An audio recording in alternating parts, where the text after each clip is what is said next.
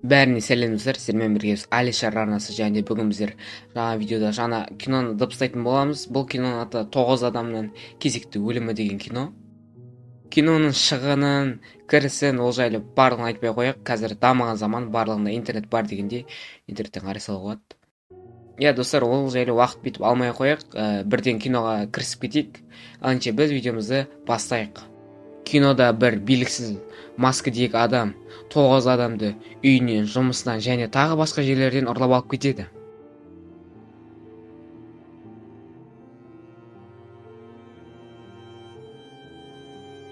Және олардың барлығын электрошокермен ұстап алады. Және оларды алып келіп бір бөлмеге қамайды.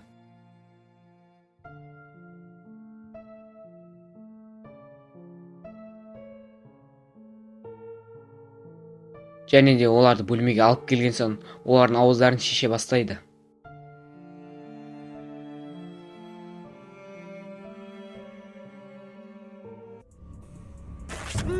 Айғайлайын! Және шешіп болғасын өзін таныстырмайды. Жай ғана мен маскадегі адаммын. Және де сендер бұл жерде не үшін тұрғандарыңды білмейсіңдер. Егер де сол тұрған себептеріңді білсеңдер, мен сендерді босатып жіберемін дейді. Ал егер де оның себебін таппасыңдар, мен әр 10 минут сайын келіп сендердің біреулеріңді атып тұрамын дейді. Сөйтіп жерге көптеген борларды тастап кетіп қалады. Барлығы бір-бірімен таныса бастайды, және осы жұмбақтың жауабын шешіп барлығымыз бірге шығамыз дейді. Сол кезде кейбір адамдар, бұның барлығы өтірік, жай ғана қалжың, ол адамды өлтіру мүмкін емес дейді. Ой, бәле, шына шығатын жері. Жарты адам ол адамдарды өлтіреді десе, жартысы болса, бұл жай ғана қалжың дейді. Және алғашқы 10 минут біткен кезде жаңағы маскадегі адам келіп бірінші адамды өлтіріп тағы да уақытты қосып кетеді. Және қалғандары бұның шын екеніне сенеді. Және осы жердегі адамдар бір-бірімен таныса бастайды. Және танысқан кезде бұл жерде барлығы ұры, тек мына қыз ғана полицей.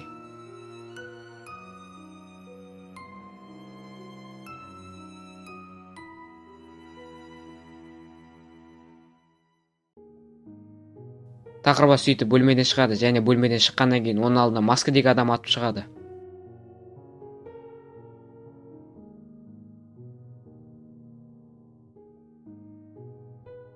Және де тақырбас маскадегі адамның қолында қаруды алып кетеді. Бірақ оның ішінде тек қана бір оқ болды. Және маскадегі адам тақырбастың аяғынан атып оны қайттан кіргізеді.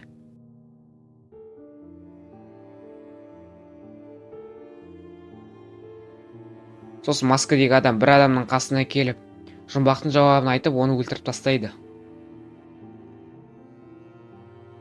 Сол жерде ішінде бір азиат қыз болады, және ол ешкімді түсінбейді, және оған барлығын сурет ретінде көрсетеді.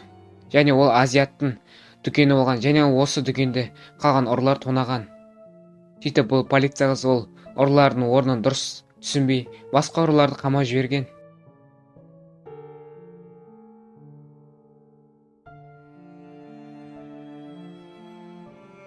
Сөйтіп әлгі тақырбас өлейін деп жатады.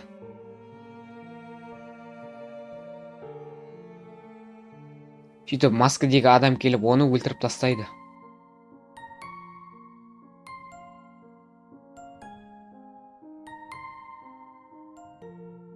Сонда барлығы тұрып, бұл сұрақтың жауабы не? Ол жай ғана келіп бір-бірімізді атып жатыр. Мен ойлаймын, бұл жай ғана әзіл. Бұны ешқандай жауабы да жоқ, ол тек бізді қинап өлтіргісі келіп жатыр дейді. Және де ішіндегі бір адам тұрып, мен бұның жауабын білетін секілдімін. Бұның жауабы, бұл біреудің әкесі, себебі сен біреуді қамаған кезде ол ұры жауапсыз болады, және де оның әкесі сендерден кек алу үшін осылай бәрімізді атып жатыр дейді.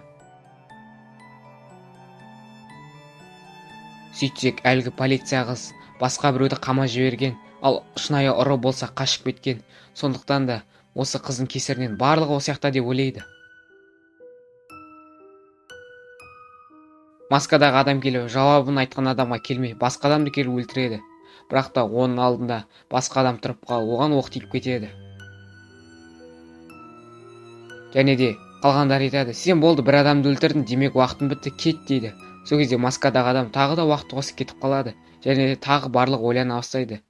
Жақсы түсіндік, ол біреудің әкесі, бірақ ол кімнің әкесі деп ойлайсыңдар дейді.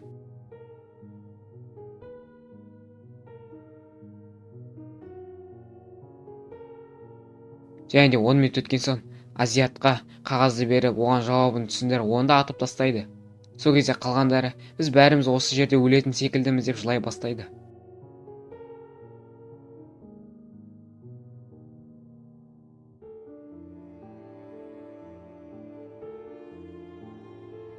Сөйтіп полициядағы қыз бар шынығын айтады. Я, мен шынымен де басқа ұрыны қамап жібердім, бірақ мен олай болатынын білмедім дейді. Сөйтіп маскадағы адам біртіндеп қайта келіп ата береді.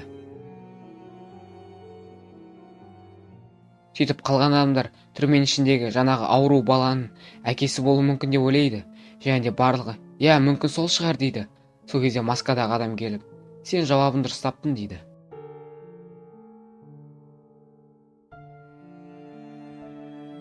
Сөйтсек маскадегі адам түрмеге түсіп қалған ауру баланың әкесі.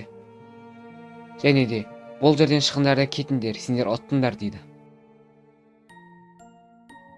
Бірақ полициядағы қыз бұл бізді ұстап береді, және мен полиция болсам да мен қамап тастауы мүмкін деп оны атып тастайды.